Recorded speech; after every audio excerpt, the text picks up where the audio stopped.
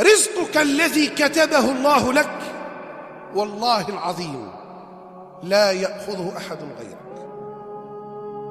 الشيء اللي يحدوا لك ربي باش تديه والله ما يديه واحد في مكانك.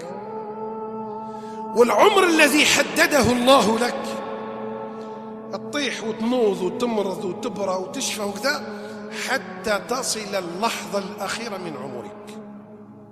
الأجل مضروبة والأرزاق مقسمة وأيام الدنيا محددة. رزقك الذي كتبه الله لك والله العظيم لا يأخذه أحد غيرك.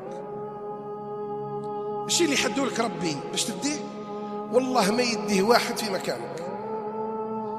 والعمر الذي حدده الله لك تطيح وتموض وتمرض وتبرى وتشفى وكذا حتى تصل اللحظة الأخيرة من عمرك. الأجل مضروبة والأرزاق مقسمة وأيام الدنيا محددة. በጣም የሚያሳምም ነገር ሲገጥመን እህቶች ወንድሞች ብቻችሁን ሆናችሁ ብላችሁ አጣቁም ከባድ ችግር ውስጥ ስትገቡ እኮ ያለውበት ህይወት ማንንም አያውቅም፣ ማንንም አይረዳኝም። ያዕቆብ ብቻውን ሆኖ እኔ እኮ ያለውበት ህይወት ማንንም አይረዳም፣ ማንንም አያውቅልኝም አላለም። ኢነሁ ሁወል ዓሊም የኔ ጌታ ፍጹም አዋቂ ነው። he knows my situation ያለውበት ሁኔታ እሱ ያውቃል። ሐኪም ነው።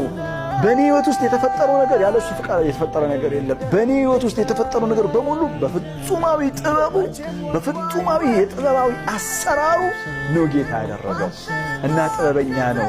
እኔ ያልገባኝ ነገር አለ ስለተፈጠረው ነገር። ቢንያሚን የለም፣ አዎ። ታላቅ ወንድማቸው የለም፣ አዎ።